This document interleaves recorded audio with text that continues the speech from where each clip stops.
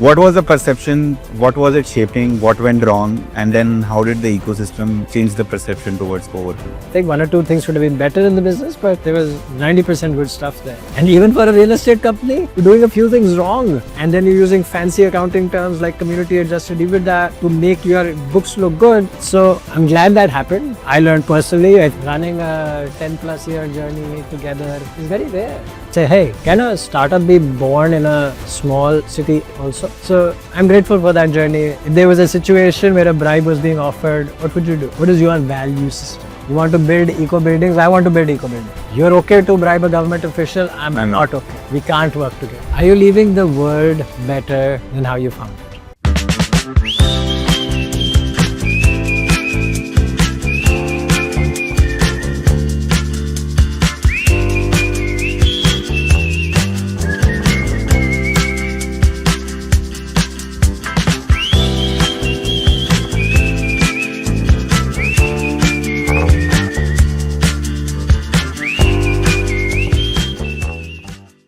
Welcome to another episode of the FuF Nights by Startup Movers, Founders Unfiltered.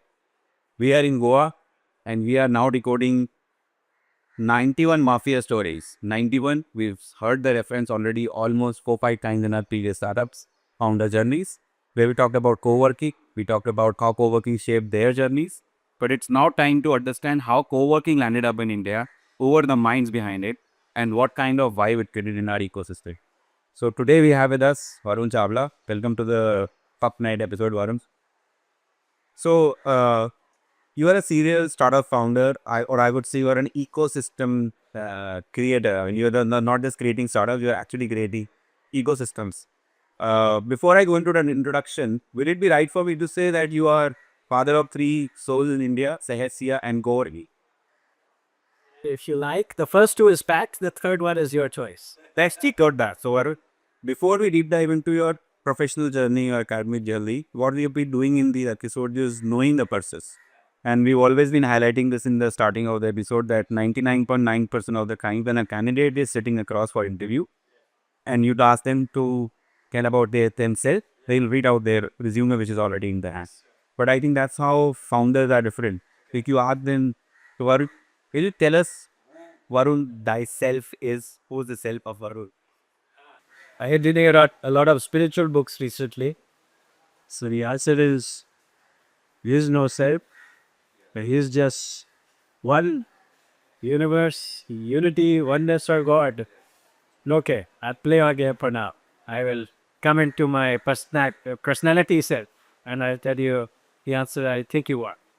I'm a loving and doting father. I'm somebody who enjoys watching anime. I like building stuff and I love failing and learning, right? Like failure is not a concern. I love taking risks. I'm the guy that Real Hoffman is talking about when he says, jump off a cliff and figure out how to build a plane. That's it, right?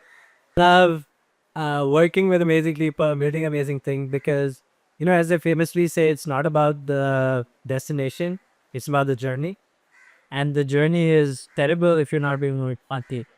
So you and I have done it before, and I'm doing it with some other folks now, and that can make it really fun or it can make it really tough. I know the Varun when I saw the Varun first time was a person with a broken nose, bleeding nose, sitting in office with a Gora. That was at your father's office back there in 2012 or 11. And which is when I got excited on that this guy is discussing with this Gora. So then I was just coming and listening of what you were talking about. And there was some talk on co-working that you were doing, which kind of excited me. So that's the Varun I know. And now there is the Varun that talked about spirituality. There is a lot that has happened. But you would actually want to know the Varun in the making journey. How was your childhood? What was the academies like? How have things shaped Varun Beaver? Sure. Was this a really tall Gora, by the way? Like a 6'2"? Yeah, it could be. Okay, yeah. So 6'4" actually. His name is Paswa Gadou. He's a Frenchman. He and I play an ultimate together.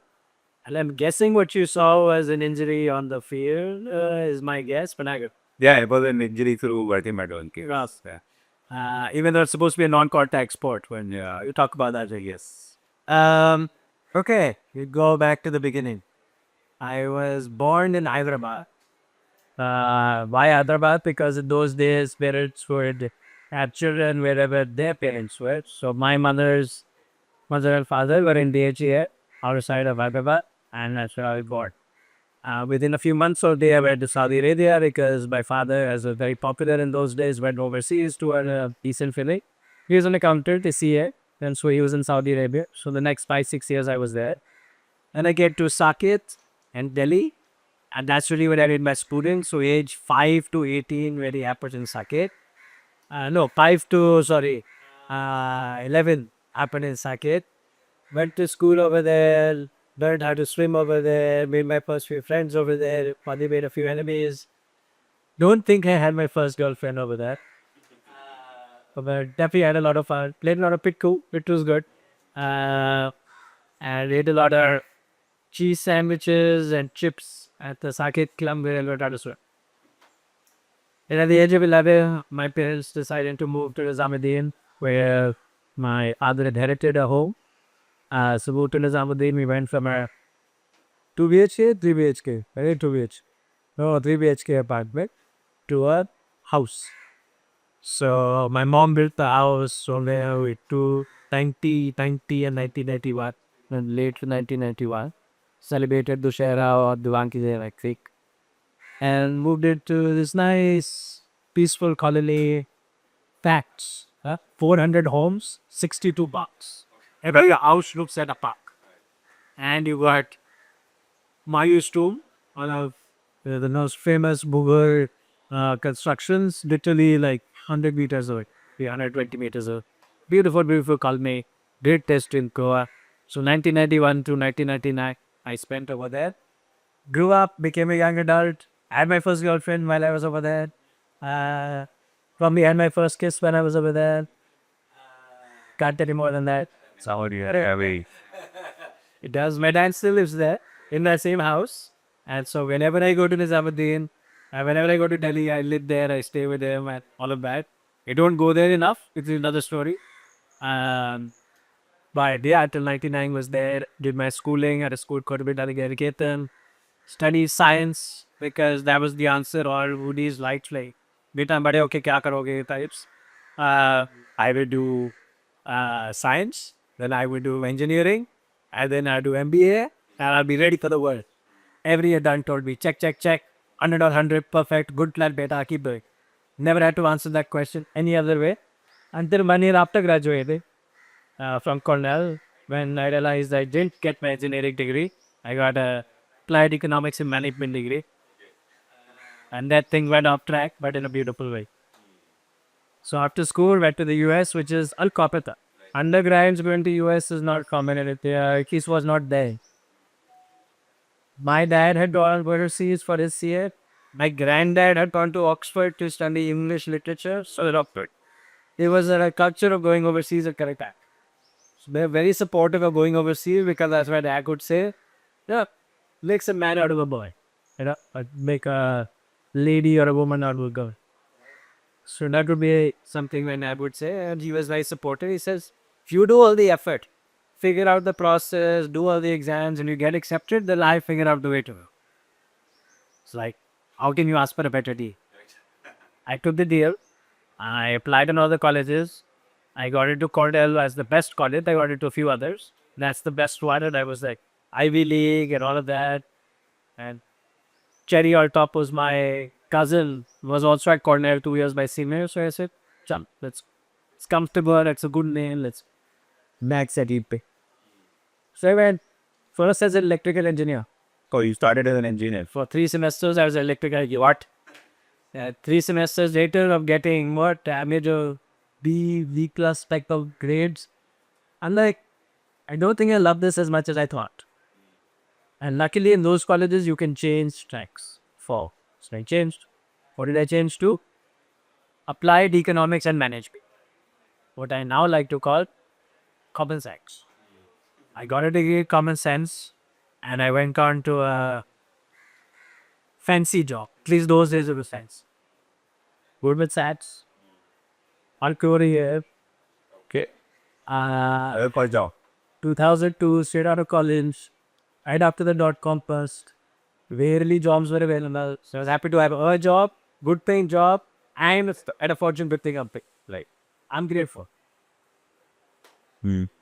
As then, what happened from that banking job? So what was that job? That was equity research.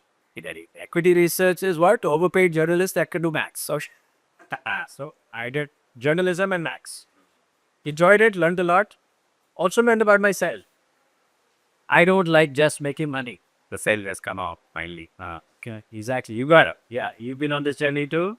We're all on the same journey. So I didn't enjoy just doing things for money. I love learning. I love working hard. Those are not from us. I didn't mind being in the US versus India. That didn't bother me at all. But I didn't like just making rich people richer and without it being fulfilling. Right? Madaya. Correct. Like somewhere inside, some voice was saying, enough now, something else. So I misinterpreted that message and I said, okay, let's go to India because Goldman in those days, KPO or BPO industry was on. So Goldman also set up in Bangalore. I'm like, okay, can you send me to Bangalore? Goldman was okay, we'll send you to Bangalore. So I became an expat in my own country. Enjoyable, made some good money. But again, the same voice within 2 years started to come back. Like, dude, this is good work. You're earning a lot. It's hard work. But after a while, where's the soul of this? And so after a 2 year extension, I still total of 4.5, 5 years. You were with board. Yeah, but in New York at Bangalore. It came back to the same position. Right? Learned a lot. Very great. Good experience. Good people. Still have those networks. Still have friends through that. Amazing. But something more. And luckily, I could have this type of a chat with my dad. In those days, having these chats with dads were like, no, got good bread, you got good salary, shut up, work. Let, or it's like, become engineer, become doctor, become lawyer. And if none of those, go to MBA at least. Or to see. Correct. So I was doing none of these higher degrees. And I wanted to give up the brand names. And my dad was willing to listen. But I said, okay, Kaldi. I said, I have this idea at that area. I want to do this. I want to do that. So it's full of startup ideas. Said, okay. You've got your own savings. You've got no dependents. And I'll let you stay in my house for free. Okay. Dad का blessing मिल गया. Next week, packed up my bags, went to Delhi, staying with our parents, started by startups. Which was the first purpose-led leadership startup that you kind of said, okay, now let's on this. First startup was called Streamboard Investments.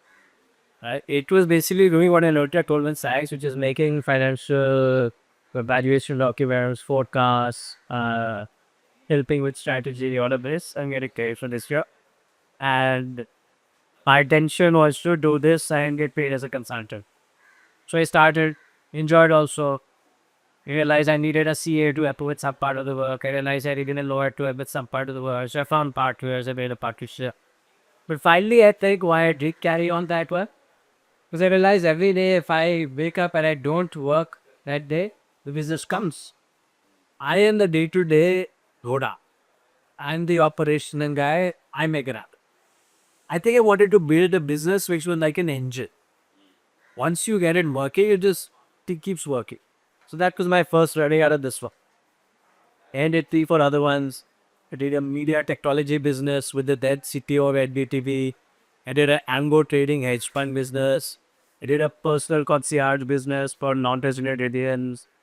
I went on my journey, learned a bunch of stuff, made like stage, but learned so much. How do you find co-founders? How do you do marketing? How do you buy very good economics? So much. How do you hire teams? Of course. You do it. What was the trigger point for the 90-month remote journey there? Because what I'm hearing is there is a lot of experimentation on purpose-led leadership. We don't want to follow the path which the world is showing you. Sure. But then when did the stability of 91 speedboard finally came? Yeah. So this awakening hadn't happened at this point. So now we're say at about 2009. Okay. I started my startup journey at around 2007. 3 years later, I ended up in 2009. I was at a place where I done these few experiments. Instead, it had a click. And I happened to meet this technology founder building in the travel space. Turned out my dad was also in the travel space. So I knew some of the travel space and he did technology and was interested in travel space. So we got together, we built a startup called My Guest House, which within 2 years we were privileged to have something like 8x knocking on our doors, wanting to use our technology, and we went through that journey. In retrospect, and I say this all the time, sorry Deep Kara, I should have sold that business to you. We should have done that deal at that time. I was market scale, I was a young founder, I didn't know better. We should have stayed neutral and worked with all ODAs because that kind of business you get all the demand, not demand to this work there. And also, I don't think we were fully mature either as founders or as technology. Much to learn, but that exit, so to say, led me to 91. That was the first time where I became a founder of something that later became successful because what I did was something I was deeply passionate about. So I was now not only my own boss as a founder of all my startups, I was my own boss here for the previous 5. But here I was my own boss of a problem statement I had faced myself. What was that problem statement? How can entrepreneurship be made easy? And working out of my dad's office, using his technology guy, his accountant, his conference room, his friends were my vendors and investors. He was my vendor and investor. His office space was my office space. When I had all of that, helped me through those 5 journeys, and I said this made the startup journey easier. I can go through more iterations and see what works, what doesn't at a low cost. I said this every founder did their needs. That was the inspiration for anyone Springboard. After my guest was because they paid to acquire company. 91 Springboard came with this aspiration that this whole engine I want to bring for service to all entrepreneurs in India. Now we also wanted to put a fund in there. And my co-founder Palak was going to raise the fund. Now I was going to create the co-working space and a community that would add all those other values. So we went on that journey.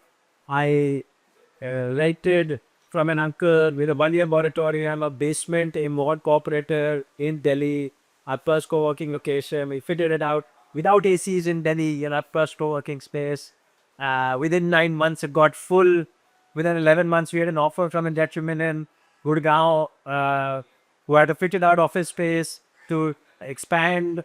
So it was a really exciting journey where this co-working and community part of the journey really started to pick up, but the fun part was slow because we didn't have a track record. We were as established in the investment world, so that was a bit challenging for us.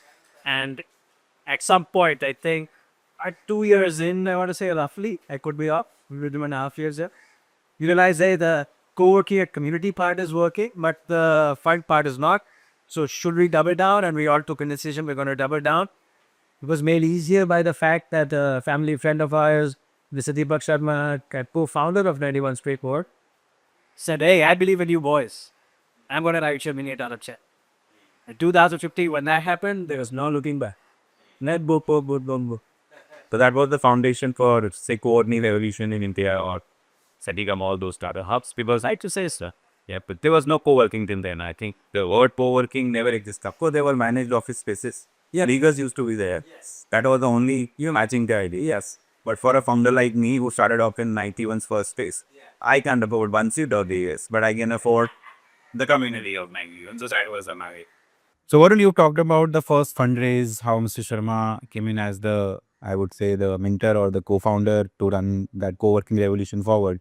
But I'll take one step back because I've seen it upfront on day zero. What was the chaos like? I remember you managing the IT also, the admin also, the sales also, sometimes finance also. How were the early day zero days? And what used to happen when the internet was off? How were you managing that chaos? Yeah, so this is a classic startup thing, right? I've done a few of them now. There's always more to be done. Then there are people. There's always certain expertise needed that no one on the team has. You can afford to pay somebody outside. From doing legal documents where you would use somebody else's document and hope that it's good enough for you so you don't have to pay a lawyer, to as you talked about the internet, you're right, I was the internet guy, right? Yeah.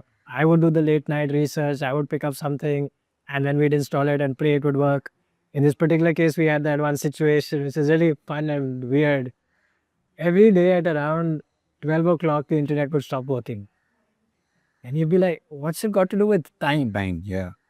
And for like a good week, you couldn't understand because we just bought some new equipment and we'd installed it and we were pretty excited that this would work. And then really the learning was our access points were getting overloading. So at 12 o'clock, that exact around between 12 and 1, that right number of people had entered the building such that overdose of devices was logging onto the access points, which would overload them, which would make everything stop. And that was such an important learning because we'd used Ubiquity Unify product, which is a very good quality product, but it wasn't meant for that density that we had at 91 Springboard Co-working. So we ended up moving to a Ruckus product for our new dense locations. There also we did a hack.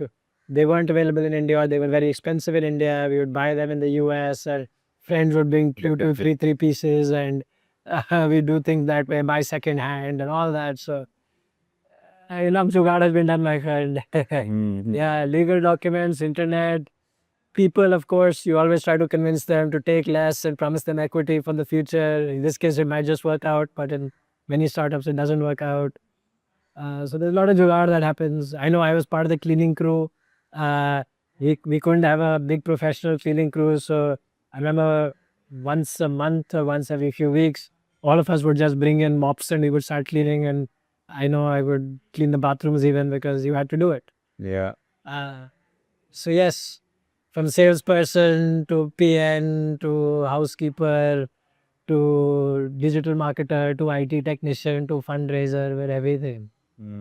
So we have this award instrument section in our podcast where award instrument is a scene which Johnny Lever did in a movie where he used to repair the machinery, but he was not able to. He was not trying to solve the problem, but was trying to say, I will solve it, but it was not getting solved. It's a very funny scene. And in one of our earlier podcasts, I have also spoken about it. Manoj also spoke about it. So we discussed one case with Pranay, which was around the ACs of how we use the cooler and carbonate and gold. There was one more which Manoj talked about of how, as a jugaad, he was able to solve for some sanitary issue which was costing lakhs, but it was solved for in thousands only. Overnight, it got solved. So how important is the jugaad technology for a founder, especially early stage founder, right? So unlike many people, I'm not a fan of the word jugaad. It means you haven't done a perfect job. Now, in a startup, unfortunately, that's true.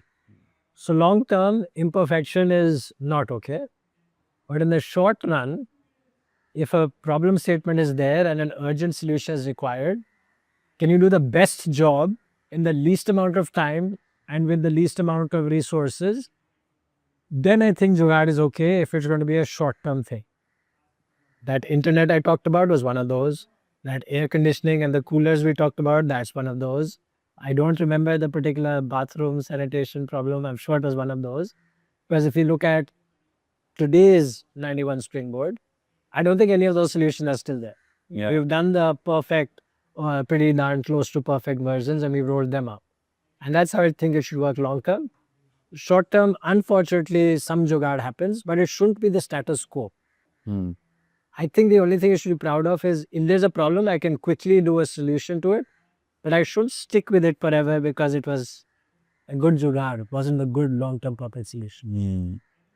So I'll elaborate on this a bit more, not just say jugaad. I mean, all founders, I think, for a period of time, go through that jugaad period where they have to do it for survival. 100%. But then they become, in their own eyes, they become specialists of what they have solved for. Oh, very dangerous. But then when is the right time for the founders to say, that is it, man, let professionals done it. I'm done. So that is it's a hard trait, but I think the best founders have it. How can you be critical of your own product and do it periodically? Go back once a month, once in 3 months. Go back, look at your product, look at your service, look at other people's. Say, how can I be better? And this is one thing I know I am very particular about. Like, okay, that was good for yesterday. What is good for tomorrow? Let's figure that out. And let's be that good. What do we have to do? Sometimes you're not even as good as market. Then you're good enough to be as good as market. Then you have to be ahead of market. That's the only way to survive as a startup in my mind. Right? So you're absolutely right. You have to be critical and you have to keep improving. The day you stop, that's the beginning of the end. And then when do we say that let the person who's kind of expertising it should take it over and we should, this is it, we can't run it any further. When you can afford the experts, it's the simplest answer. Yeah. When you can let your ego drop to say, I need somebody better than me. Yeah. And then two, do you have enough money in the bank to afford that person? Yeah. Now I think the chronology is right. It's not just the money, it's the ego satisfaction was that I'm done, right? Somebody else will have to do it better. Yeah. Yeah. Yeah. So I think one thing I wanted to discuss was on the co-working perception, not just India, globally, or from the time when we started or 91 started, from 13 till date. And you and I will both agree that it was like a V-shape, in fact, roller coaster. Yeah. What was the perception? What was it shaping? What went wrong?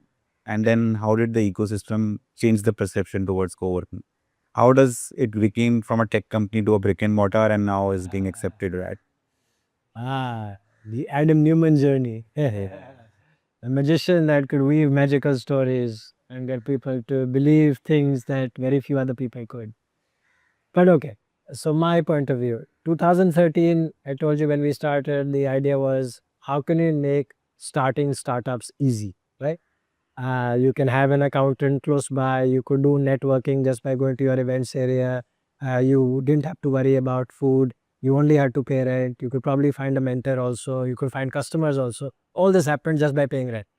And so that was the whole idea when we first started. It was a startup incubator or accelerator, you could even call it, with a real estate based model. Right? Over time, what tended to happen was people started to want the infrastructure more than all of this business building service or facilitation that we offered. And that started to happen when, for growth reasons, we started to diversify our customer persona from just entrepreneurs to first freelancers, then to small businesses, medium businesses, and eventually corporates. And as this scope creep happened in terms of our clientele, their needs changed. A small company and beyond, they didn't need us to solve for food for them or to solve for mentors for them or to solve for customers for them, to solve for fundraising for them. These are not important. That's it. It was important for the startup, but it wasn't important for the small company, definitely not for the medium or the corporate. So our offering bundle became more and more infrastructure based. And today, while we offer co-working, there is a cousin of co-working called managed office, which is really the product on which most of 91 Springboard's growth is happening. And so it is this evolution of this ecosystem that happened. So in my mind, we were always a real estate play. But could that real estate become a revolution because of how large of an addressable market it could have? And then perhaps you could make some arguments of how it could break out of the linear growth models, not necessarily exponential tech models, but somewhere in between could have been possible. The market size was really large and you could bring a lot of efficiency and make it grow. I think that could have been and been possible. But I sense that around the time I think WeWork filed for its IPO, its prospectus, that's when it wasn't just a handful of 5-10 investors who Adam Newman could tell this amazing story to that looked at co-working critically. It started to be looked critically by seasoned investors on Wall Street, investment bankers, various institutional investors. And when they started to look at that prospectus and that story, they were like, no, this doesn't stack up. And that's when they said, this is not a tech company, it's a real estate company. And even for a real estate company, you're doing a few things wrong, right? Your unit economics aren't all there. Right. Your leasing cost vis-a-vis what you make at say 80-90% occupancy, wasn't always matching up. And then you're using fancy accounting terms like community adjusted EBITDA to make your books look good. All this started to get caught. And so if I remember right, I think this was in the 18, 19 time frame is what I'm seeming to remember. I could be off by a year. This was 17, closing 17. They started to unravel when they started to go with really institutional, old school, hard-earned investors. I think that's when the technology exponential growth story started to come down. Even though the growth was insane, signing leases, getting in customers, grow. That was insane. That was really good. If a linear growth model could be pushed to the max, Adam Newman and team did it. It still wasn't an exponential business model, and this underlying unit economics were shaky. You guys met Adam Newman in India. Yeah, we did. How was that meeting? At one point of time, I think there was some investment Yeah. also planned to become. What was the meeting like? What was discussed? So How do you feel today? we met him in New York first, Okay. and then we met him in India subsequently again.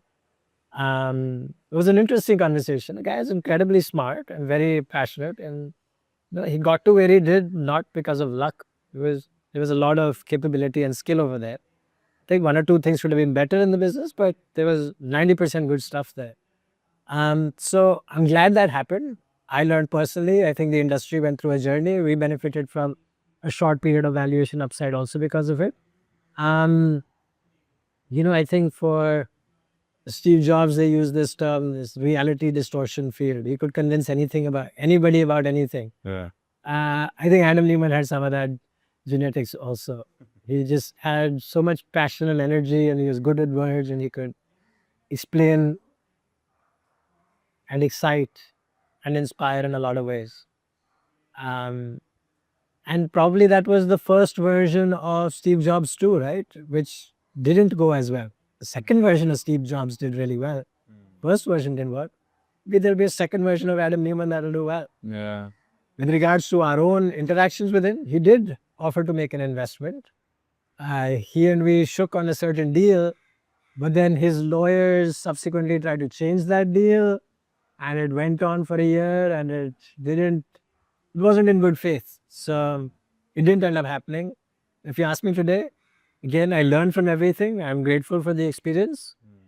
I'm kind of okay that it didn't happen. And then WeWork came in India, but Adam Newman went out of WeWork, and then WeWork went IPO in India. Yeah. Well, they've also gone public in the US, but through a SPAC. Okay. Yeah, they went public. I forget which year. I want to say 22, but I could be wrong. So there's this concept in the US where there's already publicly listed entities.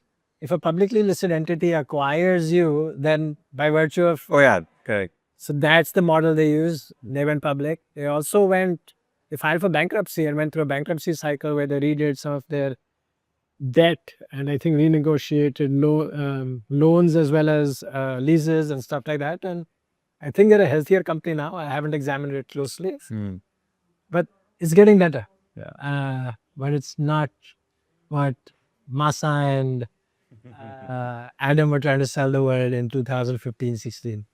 So let's come back to our 91 landscape. You've built the company with co-founders who are kind of school friends, right? Yeah. So does school friends makes best of the co-founders? What is the importance of a co-founder agreement?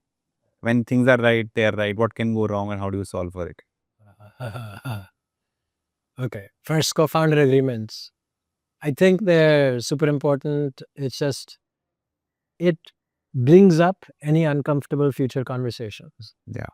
And if you can't have these conversations at peacetime, you definitely can't have them at wartime. So definitely do it early. It brings up topics sometimes we don't think of. Who's going to do what? How much are you going to get paid when? If there is conflict, who will resolve? Equity, cash compensation, variations of it. All of that gets put in there. And sometimes these are not obvious to everybody. So it's a good practice to do. We did it also, and we were clear from the beginning. And at 2-3 points in our journey, it helped tie break some topics. So it's useful. Now, school friends and being co-founders, in general, there's two ways to find a co-founder. A co-founder who you have history with, and then a co-founder who tends to be in the same time and place as you, in that like we don't know each other, but we both want to start up today. And then we find each other. That's one way to be co-founders. Or the other way is, I'm starting up today. You and I know each other, but you are in your own corporate job or in your own startup, not ready to do today. But we'll start talking, and over the next 3-6 months, maybe we'll join at some point.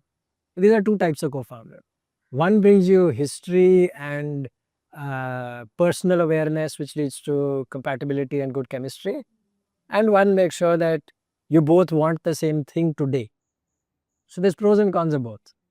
I believe in the knowing entrepreneurs for a long time, knowing each other, co-founders for a long time. I think that's the better glue than happening to be in the same time and place. In this case, it happened to be school friends, but it could as easily be family. In this case, Mr. Deepak Sharma, I consider family. So Mr. Deepak Sharma was family, and Pranay and Anand, they were school buddies. So different places, but it worked out really well. 4 founders running a 10+ year journey together is very rare. It's practically unheard of. I think we did really, really good. And at that point, some of our, personal desires started to come up. And after a decade, it's possible people have different journeys, different interests, different directions they want to go in. And we did. We talked about it, and sometimes heated and sometimes gracefully. But I'd say in the end, gracefully. I think I wouldn't do anything differently. Can you tell me one tiebreaker that your agreement solved for, just as an example? Yeah, I think we talked about board positions, and we'd already written about how many board positions we should have or should not have, when should we give them up, when should investors have more board positions than founders, and things like that. We documented that in our founders agreement, and that was referred to a couple of times. Yeah, interesting. Then how did the Goa transition happen all of a sudden? I don't know if I should call it all of a sudden or not, because I know you did a lot of research around shifting here, front seat to look at that. But why the transition? Why Goa? How was the transition for a company as a cultural shift? What were the challenges? Sure. And ultimately, what happened? So wasn't all of a sudden. It was about 9 months. Same time it takes to birth a baby, we birthed a new location, new head office. So what happened? We would do monthly strategic meetings at my house. Pranay, Anand and I would write down our topics and we would discuss them. And one of the topics Pranay brought up was, there's a few people sick on his team. And I said, that's unfortunate. I think it was typhoid, if I'm not mistaken. And it was unfortunate. But I said, we'll fix the water supply in the building. Then he said, no, it's not one building, it's many buildings. And then when it's many buildings, the topic went to, okay, so it's a city level problem. What are the other city level problems? Well, there's chikungunya, there's dengue, there's air pollution, there's 2 to 4 hours of daily commuting to and from work, there's high cost of living, there's high stress in the city. Turns out there's a whole bunch of things. That's not just true for Delhi, it's true for all big cities. So we use that as a way to say, hey, can a startup be born in a small city also? And then we saw many great startups, from your Microsoft to your Starbucks to your Walmarts, were born in small cities. And so could this. And we said, now which is that small city for us?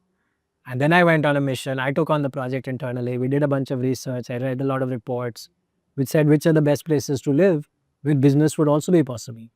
And from various tier 2 state capitals, your Kochis, your Visags, your Chandigarhs, even your Punes and Hyderabad then were small. And we explored all of these. And we were looking for 3 answers. Where's the quality of life good? Where's the ability to attract talent? And where can we run a front office so that the people we move there don't get disconnected with the business? And Goa uniquely met all 3 criteria. I want to say August of 2017, we made the shift. Now, I'd say it was a 90% good shift. Almost everybody said more productivity, happier. I know loyalty was up, churn was down. Secret is, I don't think there's that many other jobs in Goa, so people couldn't leave easily. We paid everybody the same money as we did in Delhi. So we weren't trying to save money. But everybody said happier, healthier, more productive, all of that. 2 things I would hear from people that wasn't good. 1, people in their 20s who wanted to date Very hard. Your Tinders and your Bumbles didn't work so well in Goa. The dating scene was dead because most young people aren't in Goa. They're in Bangalore or Bombay or the Middle East because that's where the jobs are. The second one is if a couple or a family moves to Goa and both spouses want to work, finding a job for the spouse is hard. There's not that many jobs in Goa. These are the two scenarios where it didn't work so well. All other scenarios, 90% positive. So I'd say I'd do it again in a heartbeat. Personally, it was great. My relationship with health and wellness and art and culture improved drastically. I'm grateful. It was meant to happen. So this question I asked Pranay also, Yeah. and I'll continue to deep dive into it. Yeah. And we are looking at that trend also where family offices are increasing in Indian landscape. Yeah. How important is it for a founder or a startup to have a VC on the cap table? Because 91 was an exception where we saw such a long journey. If not for COVID, then we would have even gone the last mile. But for that speed breaker, we realized that VC could have been. So what's your take on that? If a founder has an option of running the company with just family offices, what should be the take? So what's the difference, right? It's important to understand. VCs tend to be professionals who understand the business of investing. Yes, they're representing somebody else's money, but they're professionals and this is their job, right? So they approach things differently than if it is their money. Family offices, their money. So when it's your money, they want to stay in for 20 years, they can. Nobody's here to tell them it's a 10-year life cycle, it's expiring, you need to pull money out, right? The VC guy will tell you 10 years are expiring, I want my money back. The family office will not. The family office, on the flip side, if they have a negative take on COVID and they want to seize all investments, they can make that choice. But a VC, because it's their business to make investments, they have to make the most of every environment. And once they understand risk, and most VCs, once they understood risk, within 3 to 5 months, were making investments again and usually at the same value as the last round, putting in more cash to buy some time. Because they knew business as usual was going to come. It was a matter of time and they wanted their startups to have the fuel.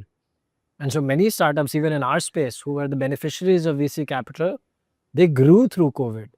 And they came out of COVID bigger than us. If they entered COVID smaller than us, they came out of COVID bigger than us, and some of them have gone public. And I'm so glad that happened for them. Yes, could we have done things differently? Sure, but I believe in whatever happens for a reason, it happens. We became a smaller but strong unit economics company. They became larger, bigger companies. They became public before us. They laid the groundwork for public markets accepting our sector. So I'm grateful for that journey in whichever way it happened for them and for us. In terms of team buildings, I think you've already built multiple teams, 91 being the biggest. How has been that journey and what were the challenges? I mean, of course, you don't come from a, I would say, hardcore management academic background. So I think everything that you would have done would be experience. And you've built teams with experience. How has that journey been? And if somebody is starting afresh on building teams, what are the 3 value systems or say some value systems they should keep in mind? So I realized I'm reasonably empathetic. I'm able to understand how people are feeling or thinking and relate to them. And a lot of how humans work with humans is, do I enjoy being here? Do I connect with this person? Do I feel good about being with this person? I think that was an early understanding. Because very early I used to, jisko kehte hain na, topi pehnana. I would do that type of hiring. Say whatever I have to convince the person so they join. And then I would feel the brunt of it because 6 months later, 9 months later, as I say, doodh ka doodh, pani ka pani, they would realize the reality and not necessarily what I had pitched them was what happened and they would go away. And so you built not good teams that way because it would be high churn. So I realized you have to build for long-lasting relationship, truly telling them what the work is, etc., etc. And over time, I even found a really good framework that perhaps will be useful for you and your viewers is from this book called Reinventing Organizations by this gentleman called Frederick Laloux. It talks about finding 3 fits between all 3 stakeholders, 3 fits. One is a fit for purpose. Second is a fit for organization or a fit for values, you can say. And third one is a fit for role. Most of us hire for a fit for role, and we check if salary we can afford, and we say, let's do it. So we're hiring an accountant. Can you do Excel? Can you do maths? Can you do tally? Come. 30,000 rupees, 28,000 rupees mein aayega? Aja, done. That's a lot of how it happens. What we don't do is, how would you solve for, if there was a situation where a bribe was being offered, what would you do? What is your value system? You take that or do you not? What is your purpose in life? Our startup is about building communities and building workspaces that enable communities. Do you know about that? Do you care about it, or you just want to do accounting and get paid? And when you find fit for purpose, where do you find very high fit for purpose? Can you think of places where there's very high fit for purpose? Cultural alignment is what we are referring to. No, fit for purpose, the end goal, the destination. That's endless, no? That is something. So at Build3, I say our purpose is to enable 100,000 founders to build startups to make the world a better place. Correct. Right? So now if my accountant doesn't care about helping and building entrepreneurs, they're not my accountant. They are a accountant, not my accountant. Got it. Right? And people who have high alignment, these are true in spiritual organizations, ISKCON, Sadhguru, Osho, or even early stages of like Aam Aadmi Party. People from different backgrounds, uneducated to PhDs, Americans to American return to Indians, IT people to services people, 5 lakh a month people to 50,000 rupees. Everybody came to Aam Aadmi Party. Why? A shared purpose. They wanted to see a corruption-free India. So when you have shared purpose, it can unite people like nothing else. So purpose alignment, then value alignment. Value alignment is how do you do things, what decisions you take. Let's say you're a builder and I'm a builder. You want to build eco buildings, I want to build eco buildings. You're okay to bribe a government official, I'm not okay.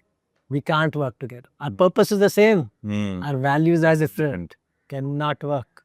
So it's important to do the benchmarking on the value systems as well. So purpose alignment, value alignment, ability to do the role, and said. And I think it's more important to even define the values, because what I'm looking at young founders also when we are doing, say, financial compliance accounting work with them is, we can tell you what needs to be done.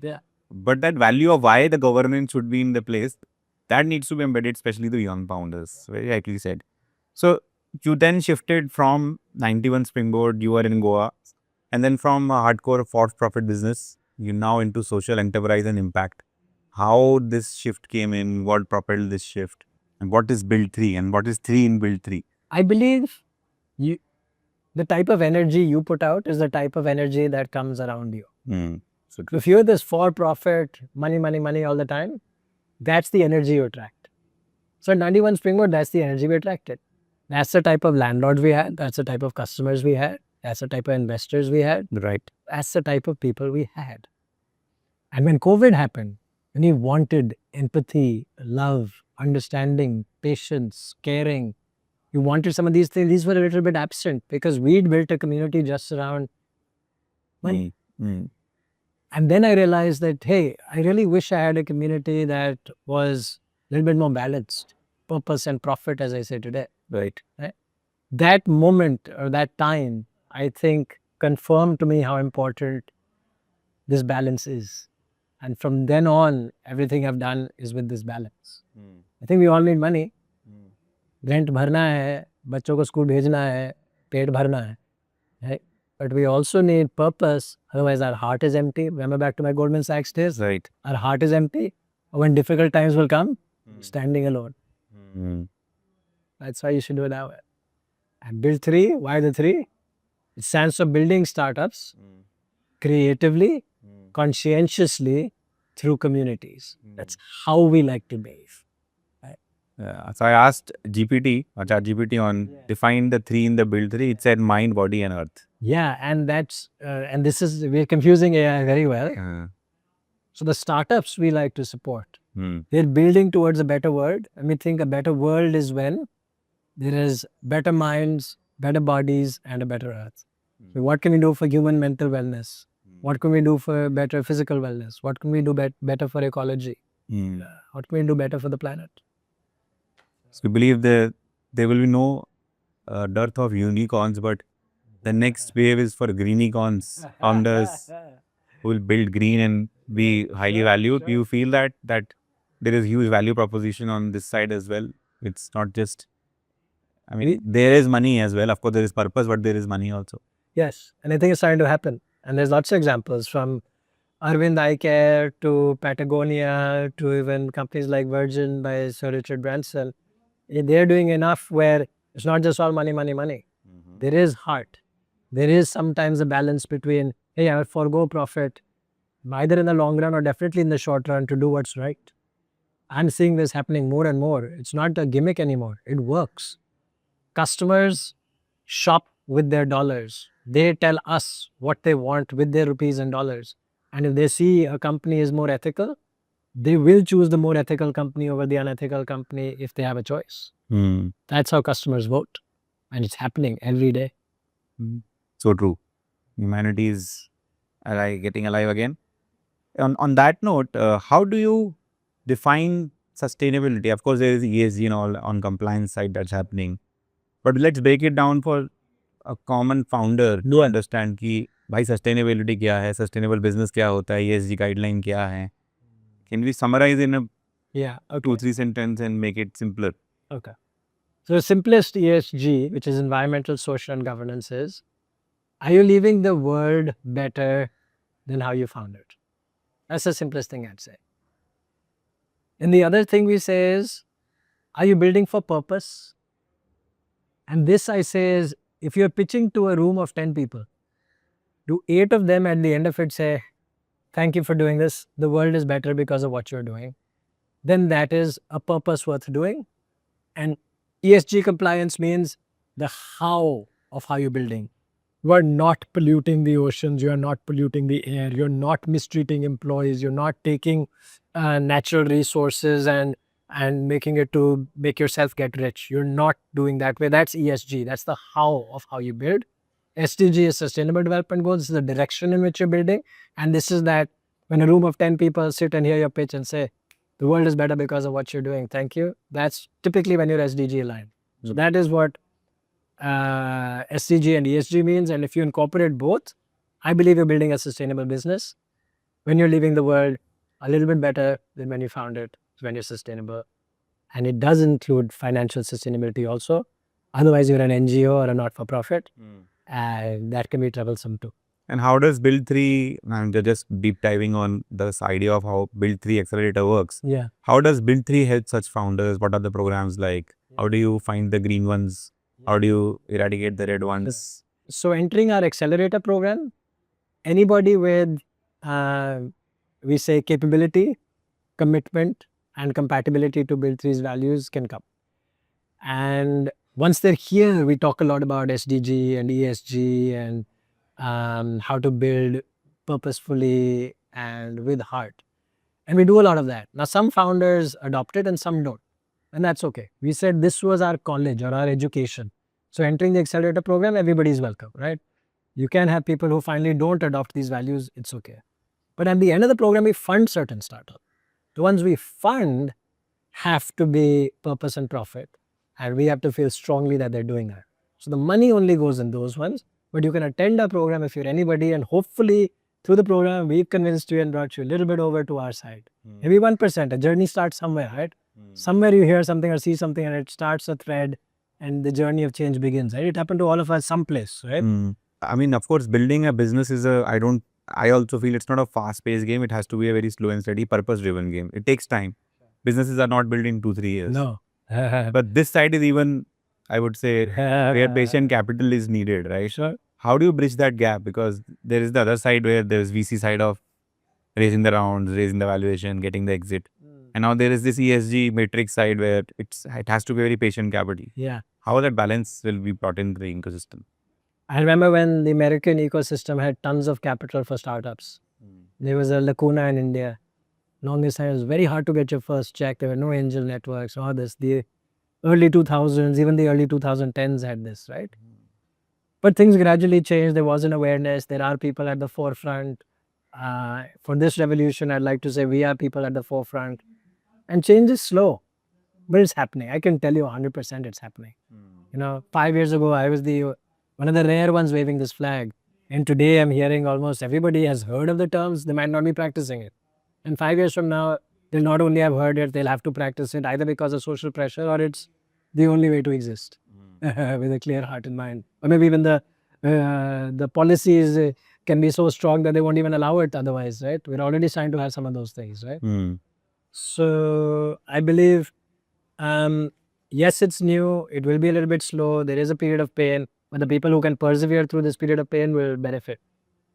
Organizations like us, as well as startups, who are doing the right thing. So this is my own thought, and it could be wrong. Yeah. I believe there are creators and then there are followers. Yeah. But the followers kind of surpasses the creators. That is very prevalent in the startup ecosystem. I'll give you an example of this, and this is what I've been reflecting from your journey also. Yeah.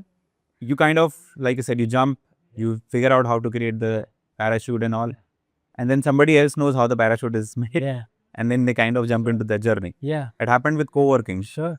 Now, I believe it's again a same reflection coming in because you're building something very unique, which is required. Yeah. Maybe a little before time, Sure. but it's like by the time people realize it, there will be followers who will come through. Do you agree to this statement? You don't agree to this statement? How's it? Depends how to define it. The followers move ahead, I think, came from a financial lens. Correct. The person who innovated the first time, they understand the problem more intimately. They understand the layers of solution that had to be put in. What ye lagaya, ye chal gaya, ye nahi chala, iski jagah ye lagaya. They more intimately know the creation journey. So their product skills are probably better. The other people's product skills, the followers, their product skills are not so good, but their financial journey of probably the sales and marketing journey, the fundraising journey, the IPO journey, those skills are probably better. So these two sets of people would have different strengths as entrepreneurs. And it all depends on what is the fitrat of the founder. What are they after? I'm okay with an average financial out because I've never lived just for money. As I said, I need a little bit to send my kids to school, take my wife on holiday, to put a roof over our heads and to eat. But I don't need enough to buy a plane or buy an island or any of those things. That's not important to me. But this journey of doing it with beautiful people like yourself, having this conversation today, building that amazing company which has served, I believe, over 50,000 companies to date, that has been amazing. And so for me, those were the places where I think I may have done better. And I'm grateful for that experience and I'm joyous for that. Yes, you're right, in some aspects we weren't as good as these guys. And I'm grateful that happened for them. That wasn't so So important. I would not say not good or bad because that's not what I said. I would say, again, just to set that if there is a difficult task being done by the creator, Yeah. but there's an easy task being done by a follower, but that financially reaps in better benefits. Sure. Like even also if you go deeper in that, right? So you pick the co-working managed office companies that went IPO before us, right? Yeah. Still the first one that went IPO, they probably had a pretty damn hard job doing that. Right? We might have had a harder job building market and educating and building product, figuring out pricing plans. We might have had a harder time doing that because we're the first ones figuring it out. Yeah. They probably had a harder time Yeah, that's a good. figuring out the IPO and how to convince investors to invest in this industry, how to get investment bankers to back them. It was And became easier for the others to follow. something is hard for everybody, brother. Yes, that's an interesting way to look at that. So for just coming back to your own self again, you've been pretty unconventional in terms of things that you do. Yeah. One of that is the sports that you've played. So I got to know. I mean, of course, I saw you injured, but the way your injury was told to me by your office colleague was very funny. There is one game that he plays which nobody has heard of in that office except you. Tell us more about Ultimate. I know there is. You just said it's a game of not touching cells. Yeah. I mean, getting to know the results. I mean, not unconflicting game where you solve conflicts on your own. Yeah. What brought you to Ultimate? What was the life lessons you got from that sports? Do you still play it? Sure. So I was exposed to it in college. And what is Ultimate? I mean, Sure. Okay. people don't know what Ultimate Most people is. know of it as Frisbee, right? Yeah. But then Frisbee became a brand name trademarked by a certain company. So now you can't use that name to call the game. You can call this one product by this one company. You can call that a Frisbee. Frisbee. Okay. But the game is just called Ultimate.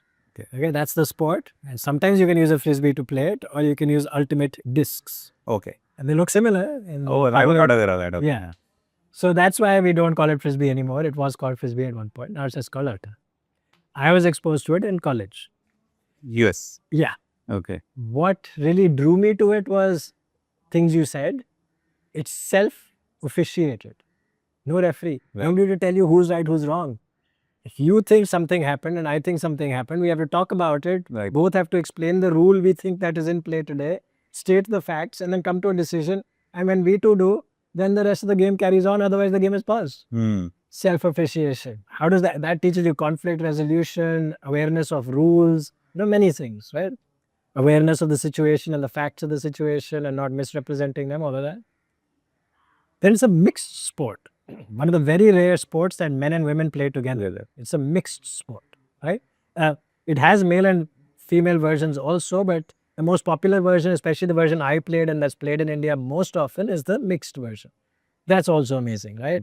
Just understanding how people are different and how to collaborate with them, unique personalities and blah, blah, blah. It's just fabulous. And then the last one to me is,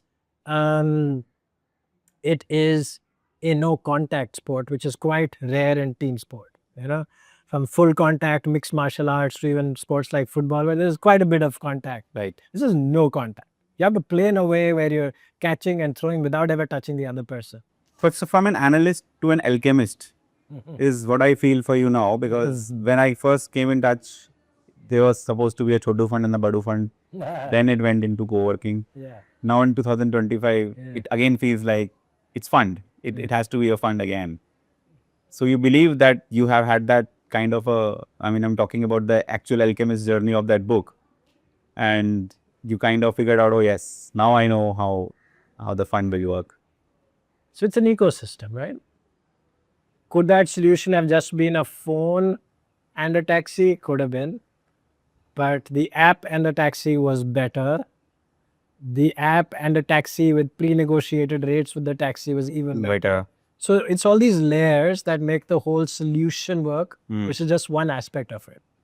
So similarly, if we are to achieve this goal of enabling 100,000 founders to build startups and make the world a better place, yes, we have this knowledge piece, this accelerator piece. We provide, as we say, capability, connections, and capital, right? Capability, community, and capital, right? We provide all of these things. And that gets them quite a bit of the way. But we provide 25 lakhs. Now, founders need probably a couple of crores. Now, if we can leave them to it, now they have to get it from somewhere else. We want a solution. We're just a part of it. They have to get something from somewhere else. Now, if we can offer that money to, you start to become a solution. Now, you start to give them a place to build that startup where they can live and their teams can live and it's cheaper and they can go for a jog with a mentor and dine with your team and have dinner with another startup and exchange best practices. Now you've added another element to this journey. Then you start to give them services, accounts and compliance. You start to give them hiring. You start to give them GTM. Now it's becoming more and more a solution. And when you give a solution, it's an ecosystem. And that is the power I've realized. Why does a Bangalore or Silicon Valley work better for startups? Talent is there, money is there, investors, as money investors, same, angels are there, accelerators are there. So many parts of that ecosystem are in one place, so it works. Now, the idea of Build3 is now to be an ecosystem. That's why I think it's going to work. And a fund is one part of it. You're absolutely right. It's one part of the ecosystem. The goal is to be an ecosystem. One advice you will have for a founder who's just figuring out to build for impact economy? I go back and forth between. There's a lot of trends that happen in the world, right? A few years ago, there was an edtech trend. Before that, there was a fintech trend. After that, there was a Web3 trend. And currently, there is AI. We don't know if it's a trend or not. Yeah. So these things came in 3-5 year waves where funding increased, interest increased, and then it died down. Right. And so if you participate in a trend to take advantage of a short-term blip, I think it's not the right way to go about your startup journey. As I say, it takes 10 years to build an overnight success. So then find something you're deeply passionate about, some pain you have felt yourself that you want to solve as a problem statement, because when this trend ends and you're still in it, what's making you wake up again and go at it hard? or बहुत hard. How do you do that? You need to be deeply connected with the problem. Find something you care about. Don't worry about the trends. If it's not cool today, it'll become cool when the time is right. If it is cool today, but it'll run out before you're done building it, then you're going to be in a bad place. But if you really believe in it, doesn't matter. The bad place will happen, a good place will come after it. Just wait. Wait for something you care about. Interesting. So how is the vanity metric in the profit and loss, right? EBITDA is different from and combined with the impact metric. How do you build those metrics, KPI metrics?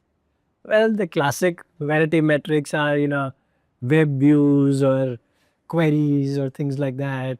You start to get real when you look at revenues, which nowadays even revenue is a vanity metric to me because you take a lot of investor money, you pump it into your ad engines, you get a lot of revenue, but profit dur dur tak nahi hai.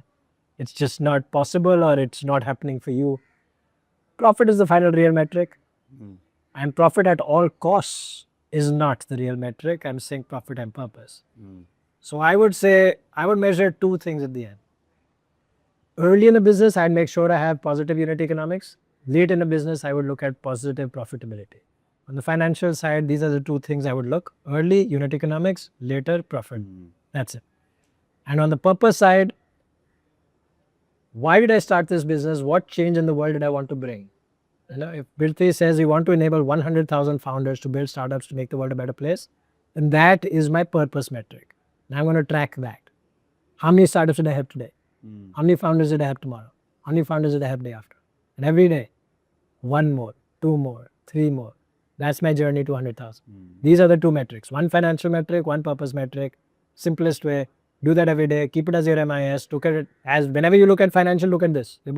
At the same time, both. Weekly, look at weekly. Monthly, monthly. Daily, daily. Or look at both, not in separation.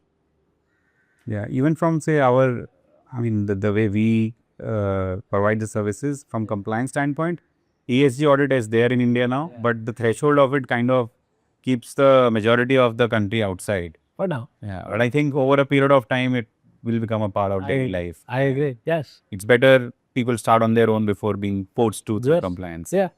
Remember that with Posh, right? Back in the day, it went through a journey. All of these are journeys. Just be patient, it happens. What is right, it happens.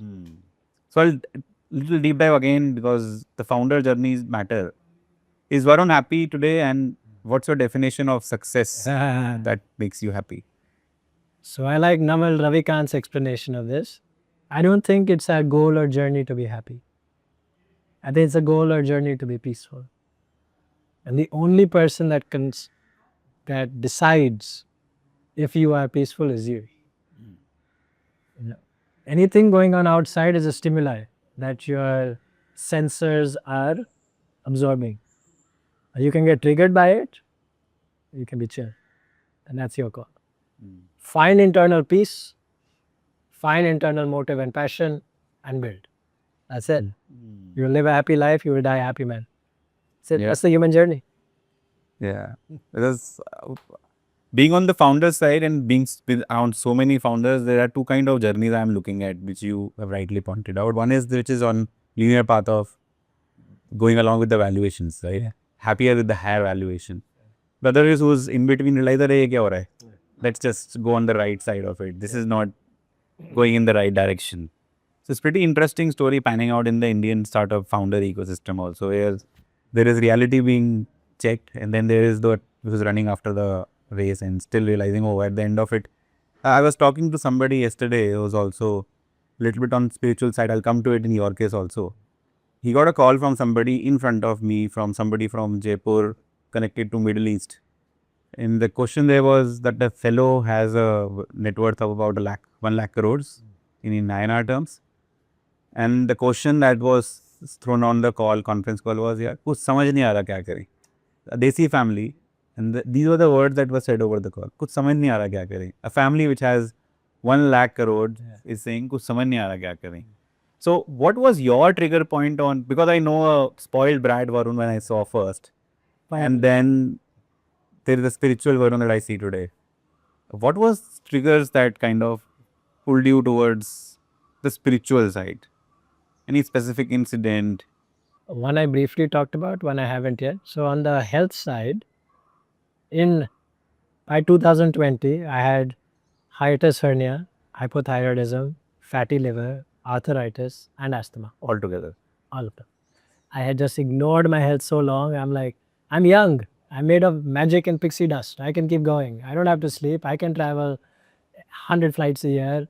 I can do whatever I need to do. Don't have to work out. Don't have to eat right. Just, I'll be okay. 2020, the body said, are you sure about that? And I had all of these things. And that was a wake up moment. I think when you're doing life wrong, it shows up physically, mentally, emotionally, it shows up. Those are the final warning signs of your human condition to say, I think you're doing something wrong and you need to stop and rethink. So I had the health warning in 2020. Later in 2020, I also had the emotional warning when I told you I felt I needed support from my stakeholders, and yet we had built an ecosystem around financial stakeholders.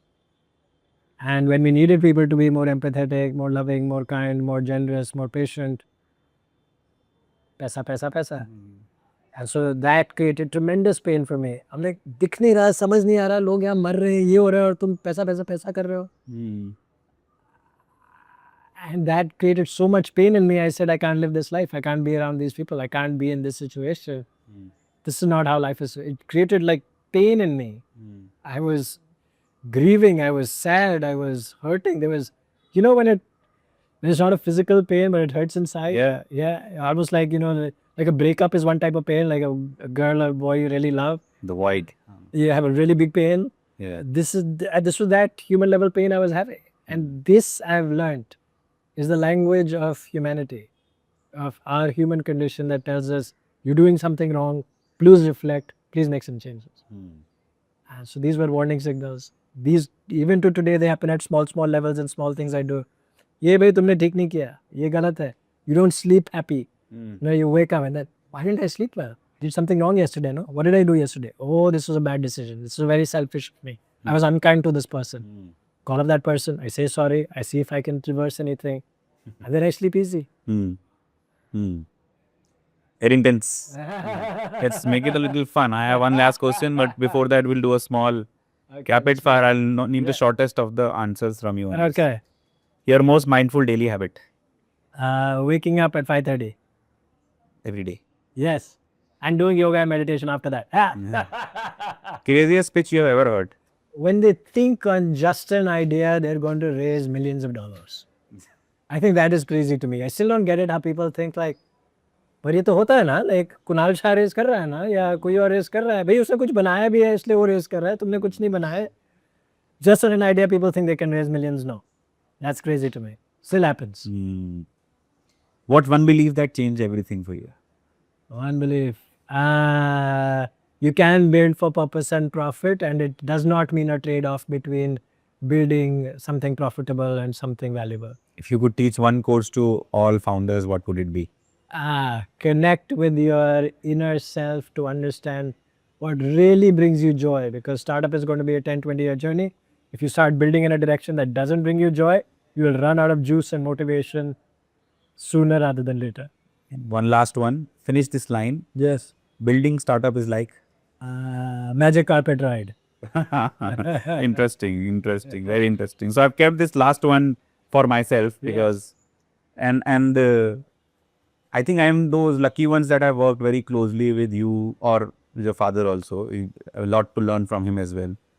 Is there are very less people who will always challenge status quo, and they make your life miserable also because there is a learning curve involved. Yeah. Now, why does Varun challenge the status quo always? If yes, why? Yeah. And does it help his team to go extra mile, or it creates little problem? Yes, it helps the team go an extra mile. Yes, it creates pain. Is it worth it? Sometimes. The sometimes is, and I think Elon Musk says this really well, at some cases, you need to go on precedence. In areas where you want to be as good as the rest of the world, find the best example in the world, copy them. in some cases where you want to be the best in the world, is nothing to copy. You have to work on first principles. And you have to keep asking, is this better than everything else? Is this the most we can do? Is there a better way to do this? ऐसे भी हो सकता था क्या? Asking those questions repeatedly until you exhaust yourself is the only way to truly know if you've built the best thing in the world, because finally, what is the journey? This journey is building something you are both proud of and delights customers and solves a problem amazingly. And if you don't keep asking that question, you probably just bring an average solution. बकवास है यार, वो तुम्हारी, it's not worth my life at least. Yes, it creates pressure on the team, but it also creates tremendous learning. You know, Steve Jobs was one of these guys. Every one of his guys would tell you that they learned a lot. Maybe it was hard, but they all learned a lot. So, yeah. This was a wonderful conversation, Varun. So you made us understood that both impact and profit can have the same heartbeat. And the future belongs to startup founders who are regenerative, not exhaustive.